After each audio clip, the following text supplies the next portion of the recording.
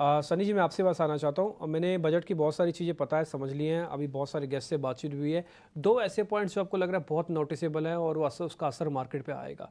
दो ऐसे पॉइंट्स, वो नेगेटिव भी हो सकते हैं, पॉजिटिव भी हो सकते हैं। अगेन आई थिंक जो एक मोस्ट नोटिसेबल पॉइंट है, आई थिंक सबने वो डिस्कस भी किया है कि जो फिस्कल डेफिसिट का जो टारगेट है कहीं ना कहीं घटाया गया है। और जो बोरोइंग है, जो इंटरिम बजट की जो बोरोइंग के जो नंबर थे उससे भी थोड़े आंकड़े कम आए हैं। अगर आप ग्रॉस बोरोइंग की बात करते हैं तो 14 लाख करोड़ की बोरोइंग का एस्टिमेट था,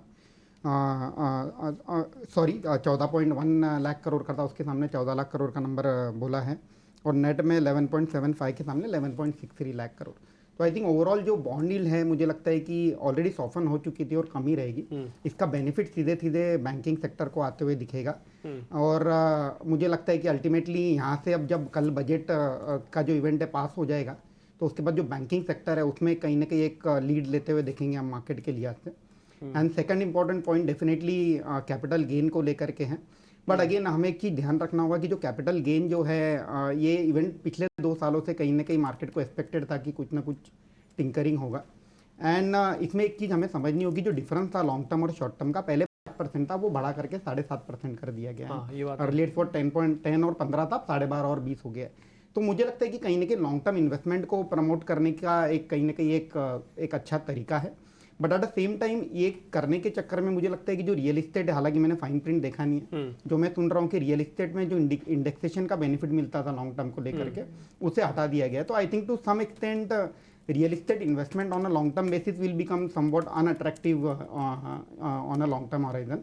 तो ये दो की एस्पेक्ट है जो मुझे लगता है कि बजट को में देखने लायक रहेंगे। नहीं, बिल्कुल आपने सारी बात अच्छी बताई, वो काफ़ी फाइन ट्यून करके बताया। चंदन सर, मैं आपके पास आ रहा हूँ। मेरे को जरा देखो, मार्केट तो रिकवर कर गया, लेकिन स्टॉक्स या थीम में से पकड़ना, तो अभी क्या अच्छा हो गया और क्या खराब हो गया, स्टॉक्स भी बता दो आप, कोई ऐसी दिक्कत नहीं है। देखिए, इस इवेंट की बात करें तो मेरा तो ऐसा मानना है कि कहीं ना कहीं कंजम्पशन पे पूरा फोकस है। अच्छा। और कंजम्पशन रिलेटेड काउंटर्स परफॉर्म करते हुए नजर आएंगे। दो रीजन कि जो भी चेंजेस हुए हैं, मान लीजिए आप शॉर्ट टर्म गेन या लॉन्ग टर्म गेन एसटीटी है, तो बाजार को यदि मान लो अपसाइड केप करेंगे, बट कंजम्पशन को कोई अपसाइड केप नहीं कर सकता इंडिया में। सही बात है।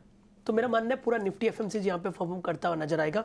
निफ्टी एफएमसीजी यहाँ पे लगातार पिछले कुछ दिनों से परफॉर्म कर रहा है। मेरा मानना है मौजूदा लेवल से भी पूरा इंडेक्स 10 से 15% का रनअप दिखा सकता है।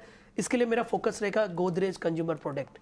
गोदरेज कंज्यूमर प्रोडक्ट की बात करें तो अभी लगभग आप देखोगे तो 30-32 दिनों का कंसोलिडेशन ब्रेकआउट हुआ है। लगभग 1470 के सपोर्ट से 1620 तक के लक्ष्य यहाँ पे बनने चाहिए। टाटा कंज्यूमर भी यहाँ पे अच्छा लग रहा है। मेरा मानना है कि यहाँ पे भी एक बड़ी रैली बननी चाहिए। तो कंजम्पशन पे फोकस है, एफएमसीजी काउंटर पे फोकस है। टाटा कंज्यूमर की भी बात करें तो वहाँ पे भी 1350 तक के लक्ष्य बन रहे हैं। उसके अलावा एक दो ऑटो टू व्हीलर पे फोकस करना चाहिए। मेरा मानना है टीवीएस मोटर यहाँ पे आउट परफॉर्म करेगा और कहीं ना कहीं ऊपर में 2700 तक के टारगेट रहेंगे। तो पूरा कंजम्पशन और एफएमसीजी और चुनिंदा ऑटो काउंटर पे आपकी नजर रहनी चाहिए इस बजट को ध्यान में रखते हुए। चंदन भाई, बहुत बहुत शुक्रिया, थैंक यू वेरी मच। आज आप स्टूडियोज तक आए, आपने मेहनत की, आप यहाँ तक पहुँचने के लिए बहुत बहुत शुक्रिया। अच्छा लगा आपसे बातचीत करके, जल्दी वापस मुलाकात होती है। बहुत शुक्रिया sir, thank you very much. सवाल आपसे, आपने बहुत ही फाइन ट्यून करके दो सेगमेंट, दो पॉइंट्स हमको बता दिए। इसी तरह से फाइन ट्यून करके शेयर्स भी बता दीजिए, थोड़ा काम आसान हो जाएगा हमारा। या डेफिनेटली आई थिंक इंफ्रा का जो फोकस है गवर्नमेंट का वो बरकरार है। स्पेशली आंध्रा जो है वहाँ हमने देखा है कि 15,000 करोड़ का एक अलॉटमेंट भी हुआ है। तो इसी के चलते साउथ बेस्ड कंपनी जो नागार्जुना कंस्ट्रक्शन कंपनीज है, मुझे लगता है कि हालांकि आज स्टॉक ऊपर है 5-6%, पोर्टफोलियो में ऐड करने का अच्छा मौका है। रीजनेबल वैल्यूएशन पे ट्रेड हो रहा है, almost 20 time price to earning multiple पर। तकरीबन 57,000 करोड़ ऑर्डर बुक है जो कि 3 गुना है। तो मुझे लगता है कि NCC can be added in a medium to long term portfolio. और एक दूसरा स्टॉक है सेंको गोल्ड। जिस तरह से गोल्ड पे जो ड्यूटी घटाई गई है, इसका सीधा सीधा बेनिफिशियरी मुझे लगता है कि in terms of increase consumption gold और ज्वेलरी कंपनीज में देखने मिलेगा। और इसी के चलते सेंको गोल्ड मुझे लगता है कि medium to long term portfolio में ऐड कर सकते हैं with a price target of 1300 to 1400 and investment horizon of 12 month. ठीक है, सेंको गोल्ड और एनसीसी ये स्टॉक्स हैं। लेकिन आप गोल्ड फाइनेंसिंग वाले को देखेंगे तो गोल्ड सस्ता होगा, तो वहाँ पर देखिए क्रैक आ रहा है।